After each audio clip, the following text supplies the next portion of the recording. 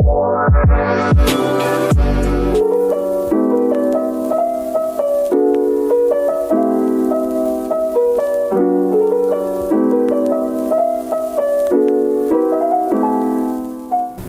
warahmatullahi wabarakatuh.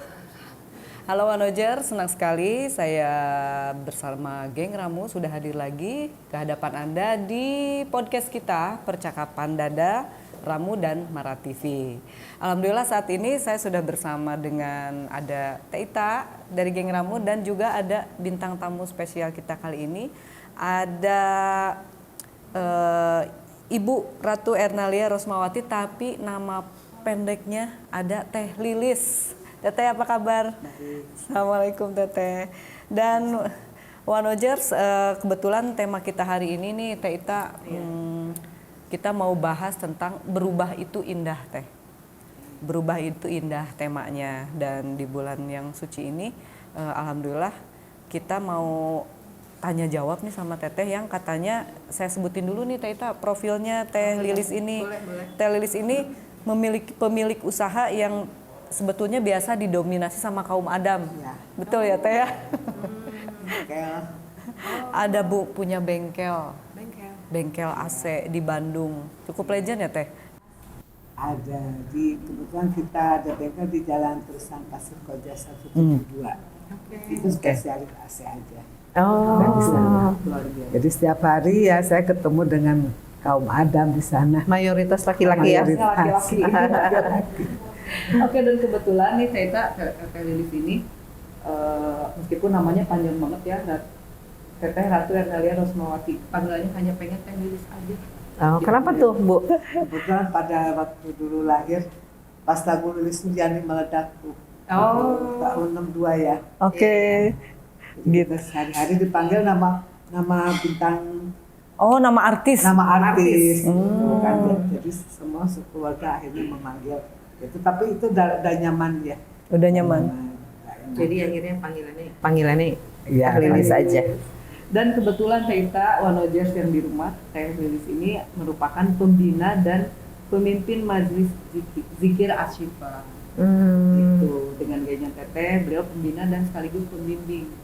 Gitu. Nah, ini yang menarik nih, aku dengar-dengar Teteh dari murid-muridnya Teteh, makanya aku pengen ajak ngobrol di sini nih.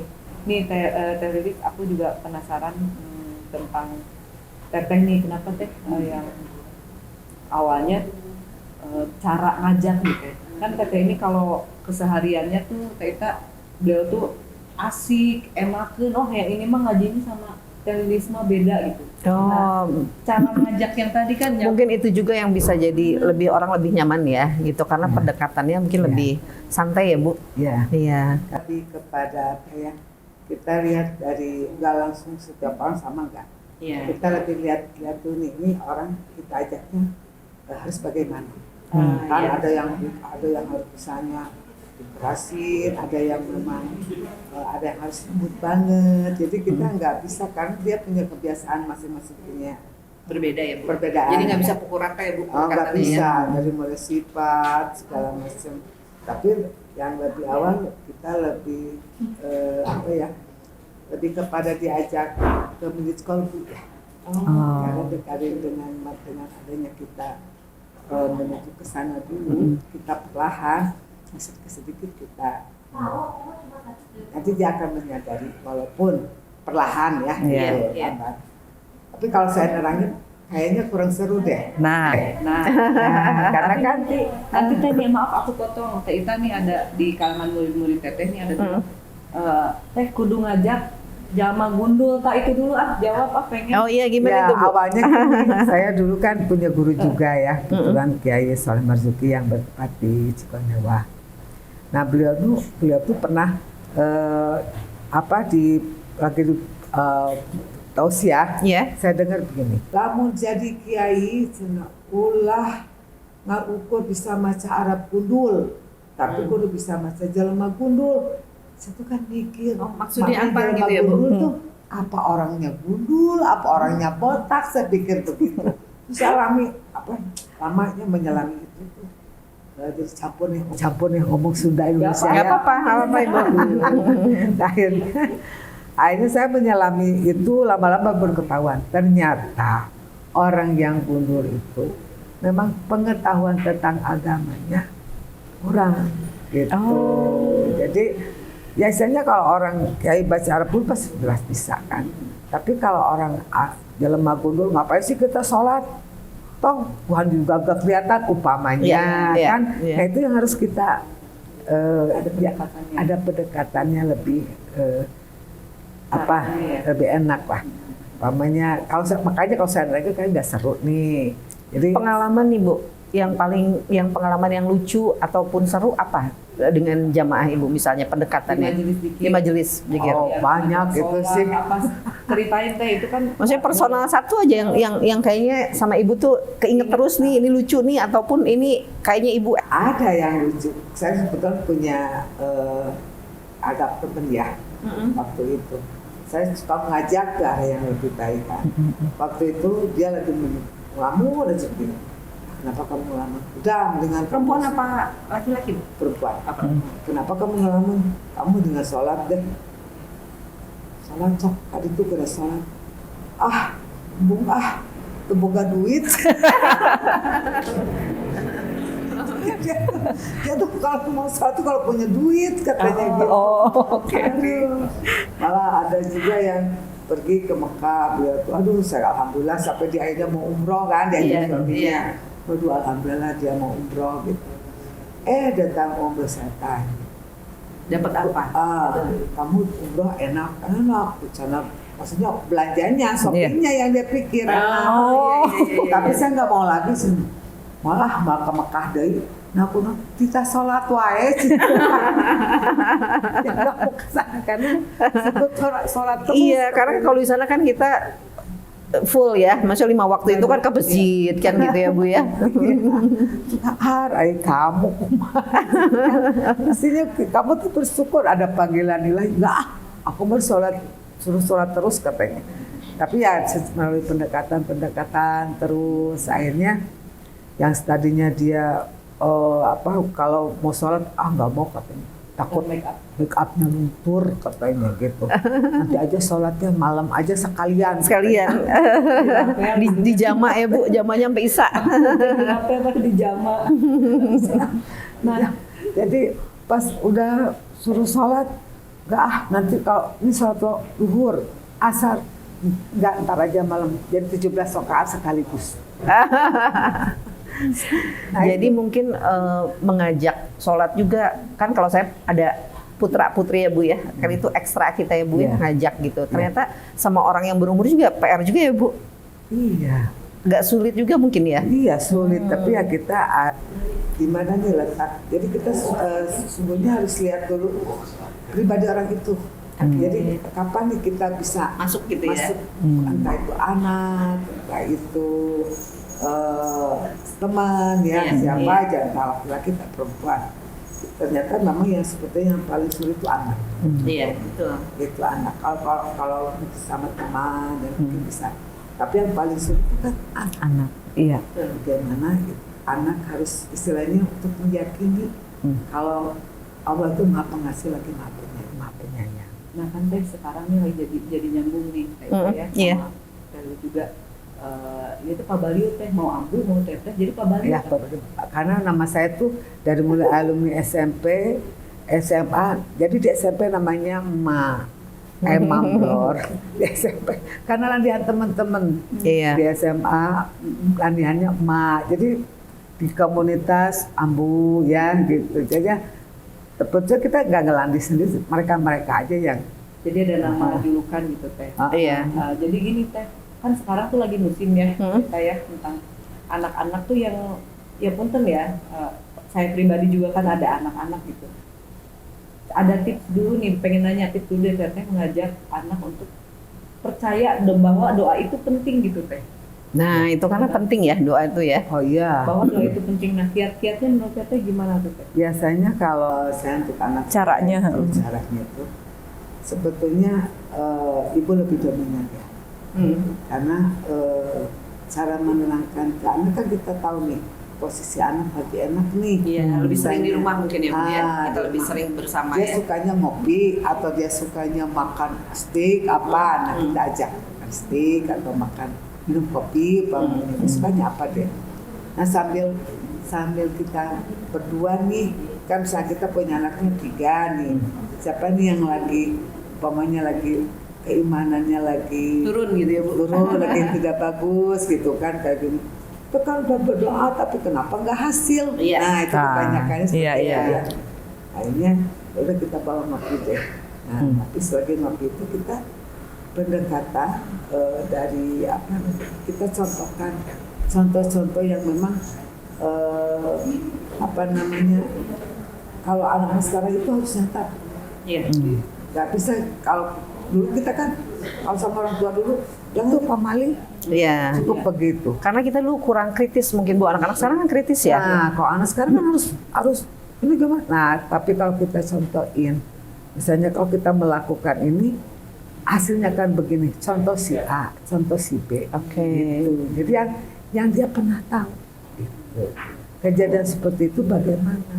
Kamu sekolah bala mah melak cabe bakal jadi cabe, melak bonteng jadi bonteng. Akhirnya maksudnya kita menanam kebaikan akan datang dapat baik. Iya. Kita menanam jelek akan jelek. Nah, itu yang harus kita tanamkan dan dicontoh-contohkan, ya hasil alhamdulillah. Sesampingnya gitu, pamannya, "Ma saya mau ini." Nah, gak langsung, "Oh ya ini." Enggak. "Mama lagi nggak ada. Kamu mau minta sama kamu." Oh iya. Nah, sok kamu. Nah, tapi di samping itu kita karena nggak ada nabung nih. Iya. Nabung, Iya. pamannya gitu Iya, ya. iya, iya. Kita nabung. Nah, pada saat dia mau melakukan, pamannya. Jadi proses doanya itu akhirnya dia bisa dapat gitu ya Bu ya. Nah begitu pas saat dia nih udah cukup nih, dia nih misalnya sok kamu ngaji ini, umpamanya sok kamu sholat ini gitu kan, iya, sholat iya, malam iya, iya. lah, tahajud Iya, iya, lah.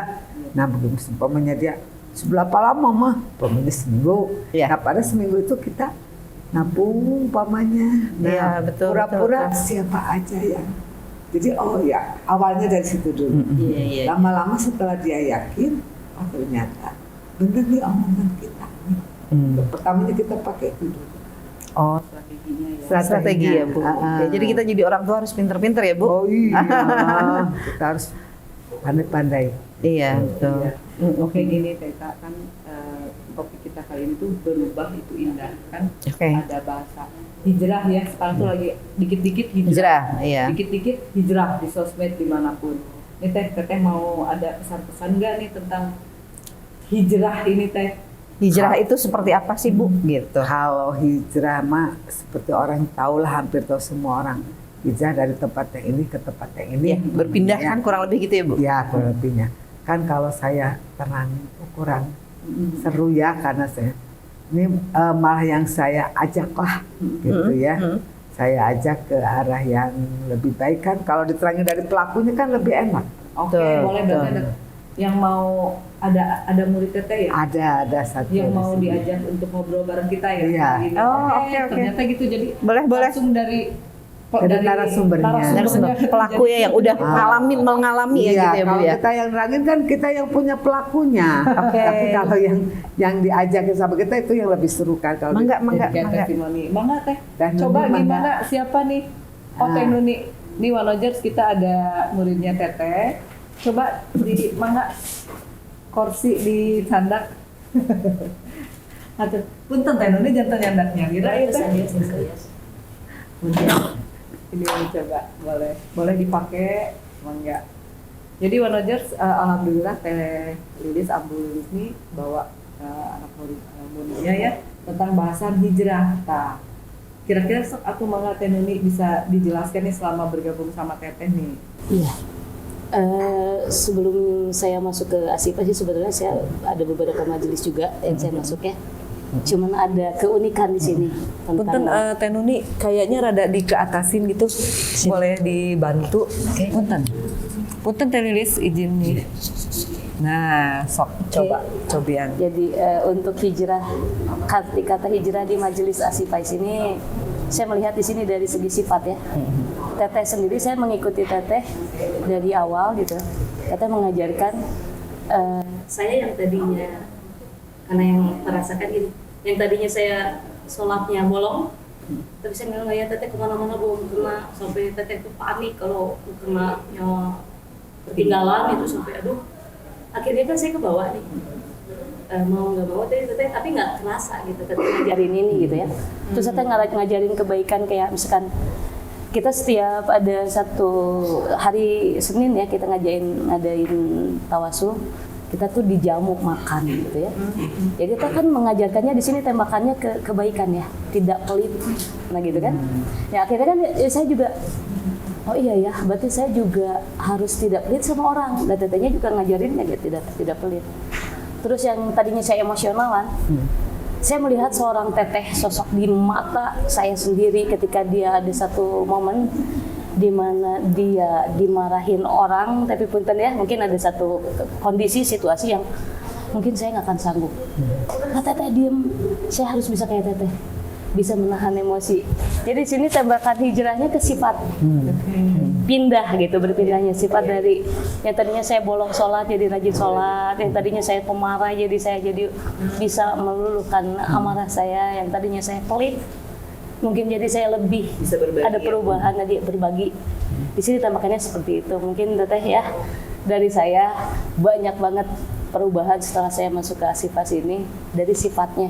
Jadi hijrah dari segi sifat bukan dari tempat. Ya, tapi saya penasaran juga nih Teh, kan kita belum tahu nih Teh Nuni ya. Iya, iya. Nah, Teh Nuni ini aktivitasnya katanya kan dia tuh ianya tomboy Teh. Oh iya. Ciga preman sebenarnya. Terus kemana-mana. Oh iya. Sekarang mah bawa mukena. Kalau dulu Oh. Nah, iya. kunci-kunci bener nggak Teh? Kunci, jadi dulu juga Tapi profesinya saya sebetulnya multifungsi. Saya kalau menurut telerisme saya multi talentan gitu ya, multi talenta mungkin ya. Saya tukang servis handphone. Dia ini Pak sarjana fisiologi yang servis handphone. Tapi dia punya kelebihan sebetulnya. Kelebihan dia totok udah saraf. Iya.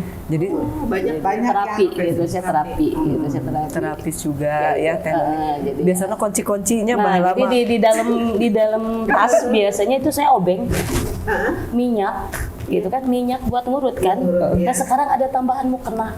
Masya Allah. Karena emang teteh sendiri yang ngajarin saya kemana-mana harus bawa mukena karena itu adalah saksi ya teh ya, saksi kita di yaumil akhir ya. Kalau misalkan nanti dia bisa menolong kita, itu yang saya kalau dibilang dapat dari majelis Asifah yang saya tidak dapat dari majelis-majelis yang lain. Ya saya benar-benar kalau dibilang orang tua sekaligus guru saya yang benar-benar mengajak saya ke arti kata hijrah gitu. Oke. Dekat sih sebetulnya ya, nggak ke Mekah kan perpindahan gitu kan, dekat sih dari bodoh ke pinter mungkin ya, ke paham ya. Dari malas ke rajin, dari nutadina gede ambek, jadi bisa menahan emosi sebetulnya. Tapi teteh mungkin nggak nyadar, saya yang diajarin yang ngajar, makanya mungkin teteh butuh bukti gitu ya. Inilah saya yang istilahnya berubah setelah masuk majelis Asifah ini. Oke, mungkin untuk sementara seperti itu. Mangga atas itu aja itu percalahat nanti Teh ceritanya ada seru. Ada lagi yang dikatur lagi. Makasih, Makasih Bu. Aturno. Nah begitu itu Wanojers cerita dari muridnya Teteh yang tentang hijrah ya Teh ya. Jadi ada contohnya. Terus Teteh ada mau ditanyain lagi nggak nih? Pelakunya ya Bu ya. Iya, Langsung karena yang bisa dirasakan. Macam-macam apalagi kita juga pernah ada satu majelis yang memang kita tidak ditampung dalam satu ini enggak ya, misalnya ada satu komunitas nih, komunitas yang suka nyanyi umpamanya. Oke. Ya kita ikut dulu lah ke sana. Oh, masuk dulu ya Bu. Masuk dulu. Orang kan kalau misalnya langsung kita diajak hijrah begini, maaf, mudah beda. Dianya mau udah. Ya, kadang orang ini, suka nggak gitu terima kan ya Bu ya. Oh, dia udah Iya. berhijab dan sebagainya. Iya, iya. Tapi kan kalau kita berteman dulu dengan mereka, nah itu sedikit-sedikit kan mau tidak mau, oh nih orang lagi ngelamun, pasti ini lagi susah nih kan. Iya, bilangnya. iya, iya.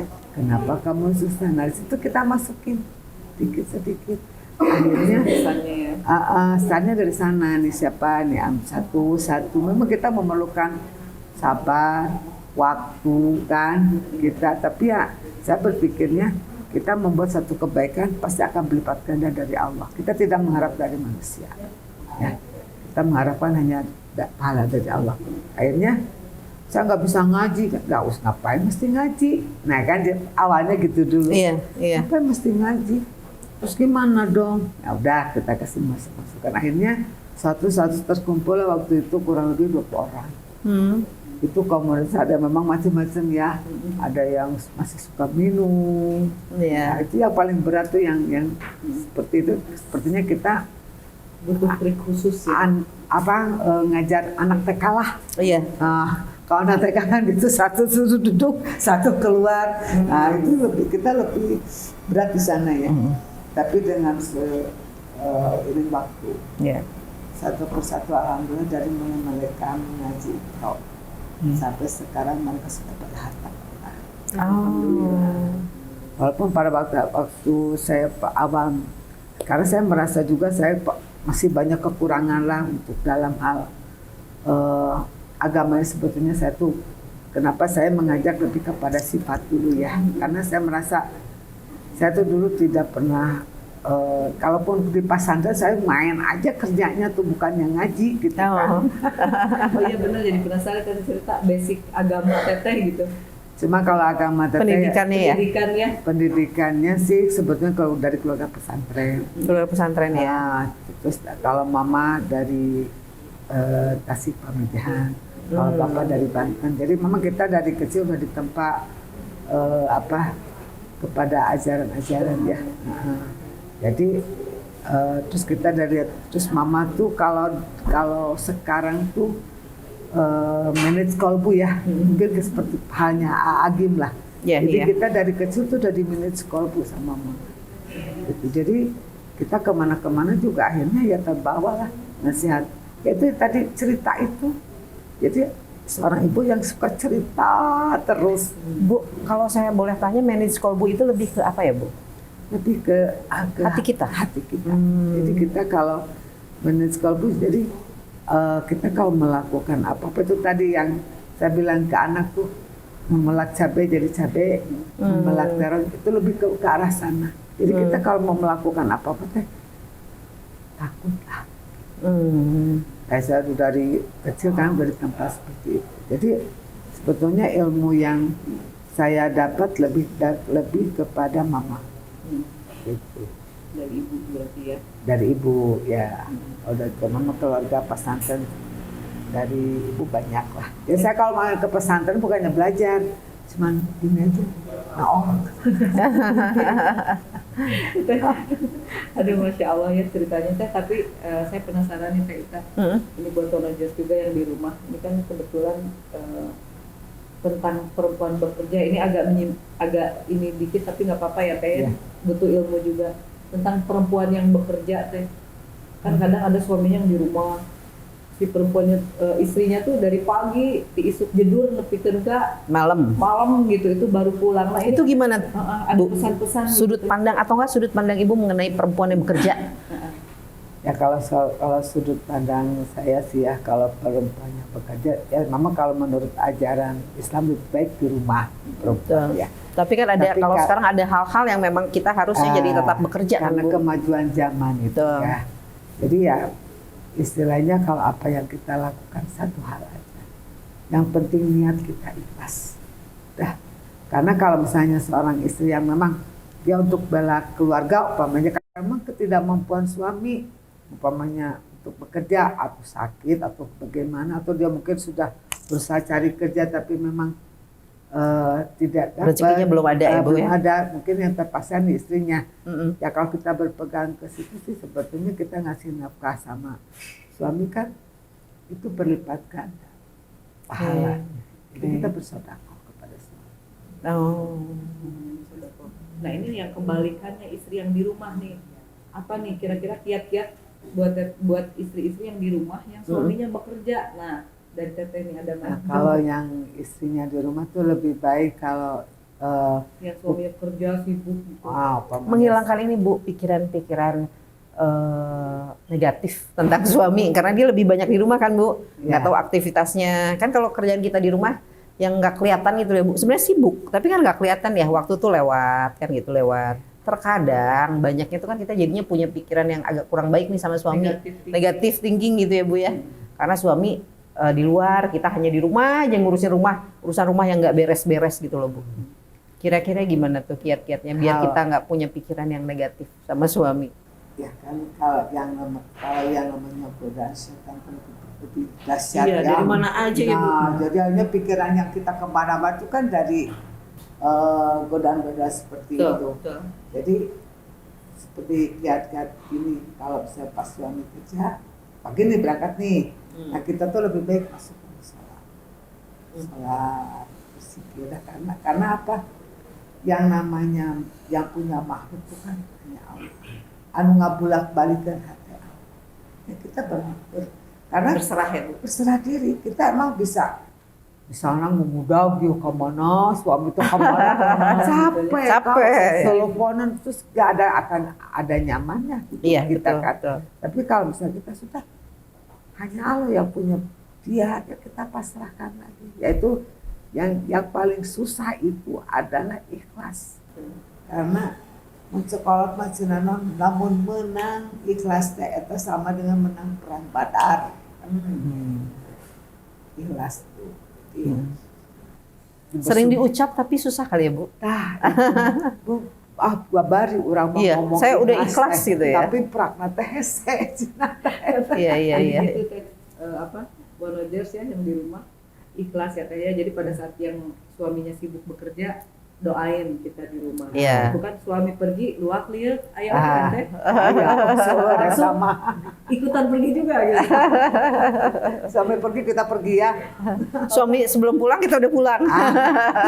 Jadi nggak ketahuan. Jadi ingetin teteh yang melak bonteng jadi bonteng. Nah ini kalau mama yang di rumah nih kan sekarang tuh marak banget ya cerita-cerita yang suami di rumah keun. Nah si istri ini kan harus menjaga juga. Aku ingat cerita teteh juga nih yang di rumahnya di bara rontengan. Gitu. Oh iya, kayak gitu kan. Ada teman-teman saya pas waktu itu saya pergi ke rumah teman. Pas mau tidur dia pakai roll. Iya. Ya, namanya usum roll kayak. Nggak pakai roll. Sekarang juga masih usah tuh. Masim, usum. Terus pas mau tidur bonteng. Kamu malah suami tidur, kamu bawa bonteng. Makanya suaminya juga bilang gini, mah pakai apa itu bonteng? Kok kayak nasi kuning? Perasaan lihat nasi kuning katanya, ya gimana mau seleranya? Maksudnya kita mau tidur kan wangi dong. Iya, suami pulang ya Bu ya. Ini suami pulang dasar butut. Terus mau tidur bonteng, kalau enggak pakai masker. Begitu bangun kan suami takut. Mbak, harusnya pas suami kerja di masker. Iya, jadi suami pulang kita udah cantik doang ya Bu. Maksudnya gitu. Nah memang, kayak kita ngasih ngasih pendapat sama teman-teman nih kan, karena kita pada waktu masih seusia ya. Iya iya. Itu kan agak susah juga. Iya. Tapi yang kita perlahan. Akhirnya ya, alhamdulillah lah sampai sekarang rumah tangganya baik-baik gitu. Sama ini teh satu tentang ini kan di teteh ini kan pembimbing dan pembina majelis zikir Asifah nih Wanoja. Di majelis teteh nih di kelompok teteh ini ada dress code nggak teh? Kan sekarang lagi musim, mau ngaji ke dia, ngaji ke itu. Putih gitu, atau nggak dress code-nya apa gitu ya? Gitu. Pengajian minggu ini. Dress code-nya ini Dress gitu. code ini, nah, iya, di teteh banyak. ada nggak yang kayak gitu teh? Sepertinya kalau di teteh enggak sih ya. Kalau kita Jujurnya juga sih, Bu. masih ada satu lagi nih teteh bawa Murid lagi. murid lagi nih satu nih. Enggak boleh nih sini dulu. Coba Ini. cenah ya teh Leni, mangga. Ini buat testimoninya tehnya. Biar ceritanya langsung tanya dari Pelakunya langsung. yang berpengalaman langsung. Oh jadi Kalau nggak kita pakai dress code di tetehnya. enggak. Dan istilahnya kalau nanti mereka berat. Jujur kadang saya kalau ada acara pakai dress code saya juga bingung Bu. Iya. Waalaikumsalam. Mangga teh Leni cari. Nah, ini dia yang selalu berdress code di majelis. Gimana nih teteh cerita teteh nih di majelis zikir Asyifa ada, apakah ada dress code atau apa kumaha apa? Enggak sih, kalau di teteh ini yang saya suka itu nggak ada dress code. Pengalaman saya ikut di majelis taklim ada 3 lah ya yang suka gitu. Saya itu kalau misalkan pergi ke sini ngaji, sekarang hari ini pakai dress code kotak-kotak misalkan. Beli tuh, yang punya uang kan beli. Kalau yang enggak, kamu nggak ikut ngaji. Enggak ah. Iya, jadi terhalang sama Ya, dress code ya. dress code kan minimal 200.000, kan paling murah juga 150.000, 300. Kamu nggak ikut ngaji, udah, itu bukan duit. Kamu meser acurna, ya. Yang punya uang ikut kan, senang kemana-mana seragaman. Memang bagus ya seragaman. Tapi itu enggak sih, harusnya enggak gitu. Nah di teteh ini mah enggak. Lebih ke dress code hati ya. Daleman misalkan, bukan daleman pink, daleman. Berarti dalemannya yang harus DC itu daleman. Misalkan harus baik, itu semua harus baik. Berarti DC itu DC ya, bukan dress code, daleman code. Daleman hati ya dalam. Ya lebih ke hati kita lah yang harus di dress code yang bagus itu hatinya gitu kalau di Berarti ini koleksi kan banyak nih majelisnya teh. Oh iya, banyak. Koleksi bajunya udah banyak banget. Udah 3 lemari apa 4 lemari. Gara-gara sih dress code itu pokoknya jadi fashion atau di rumah. Kerjaan itu teh. Serius asli. Kayak kebayang kalau ditabungin mah lumayan tuh teh. Lumayan. Dijual lagi. Dijual dress code-nya. Oke, siap.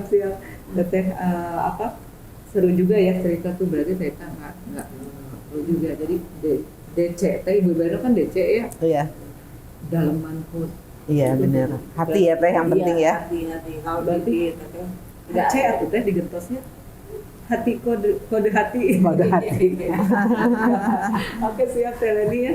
Berarti tidak bukan menjadi hal atau takutan yang penting ya di majelisnya Teteh. Nah ini Ambu Lilis nih, Teh Leni, Teh Ita, kita ngomong-ngomong waktu, Teteh udah sampai di ujung-ujung nih. Iya. Tapi Teteh nggak apa-apa lah, Teh Leni di sini dulu ya, nggak apa-apa, biar pas gitu bukan kamu nahan ya kan. Biar pas. Ini ada pesan-pesan nih Teh buat kita. Buat kita nih ini Bu, kira-kira Ada pesan biar buat ibu-ibu ya, monojers. Ini kan kita khusus buat perempuan-perempuan super nih di dalam ini. Ya, apapun yang kita lakukan selama ini ya, yang kita lakukan ya selama ini. Walaupun kita sebagai katakanlah wanita tenaga super ya, karena kita single parent ya, buat TS. Jadi di situ kita memang butuh satu, harus kita tanamkan rasa ikhlas itu.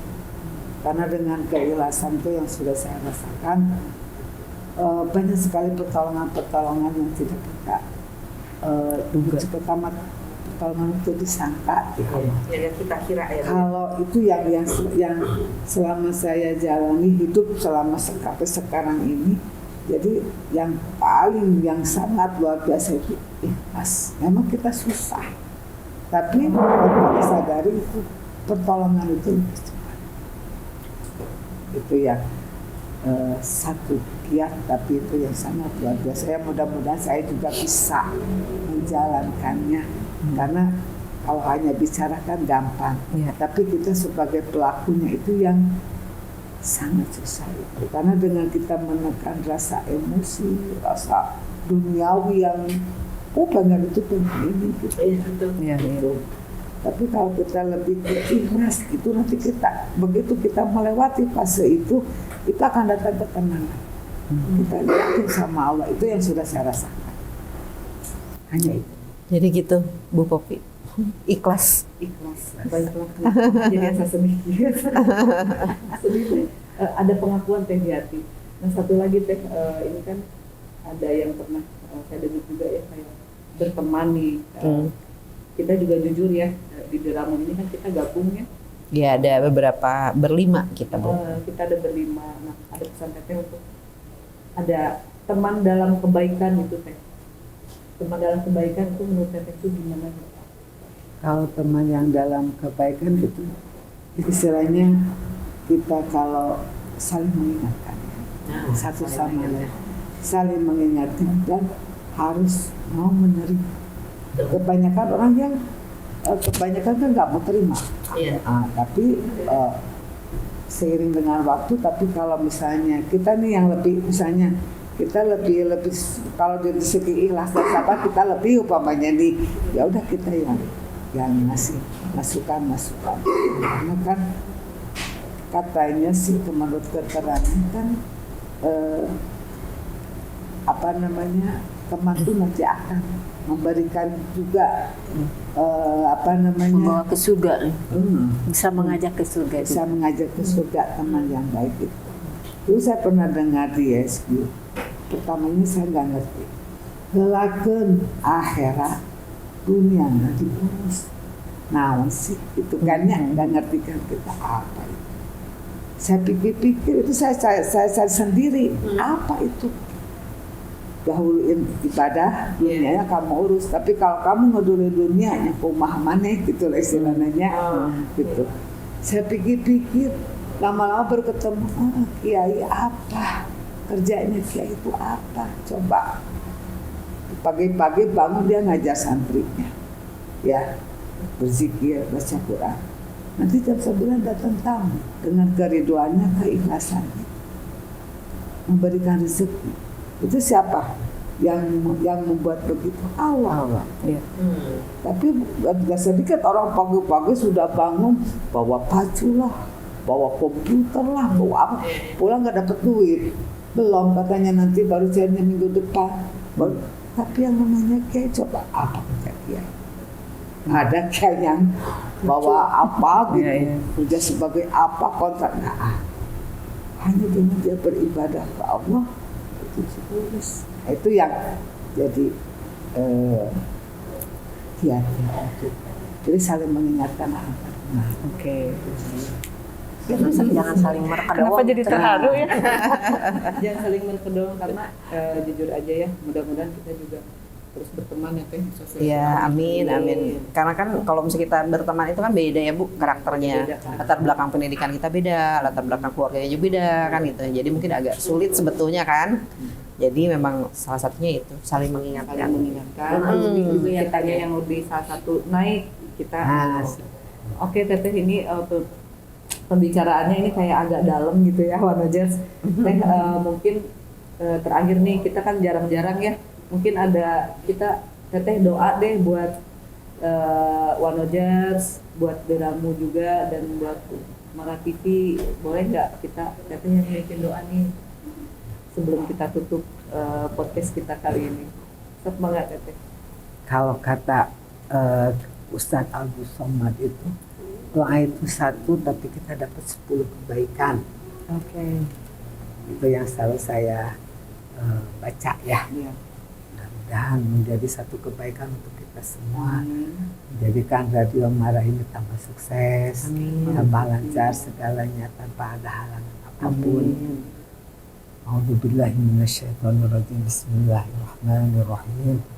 Allahumma inna nas'aluka salamatan fid din wa afiyatan fil jasadi wa ziyadatan fil ilmi wa barakatan fil rizqi wa taubatan qabla al-maut wa rahmatan indal maut wal maghfiratan ba'dal maut.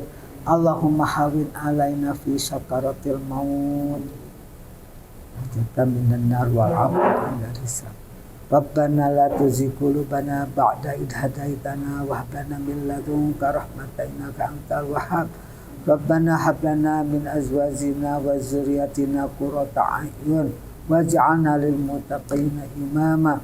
Rabbi firli wa li walidayya warhamhuma kama rabbayani shaghira.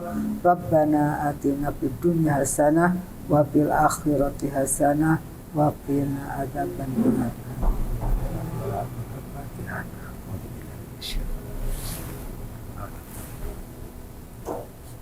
Alhamdulillahirabbil alamin.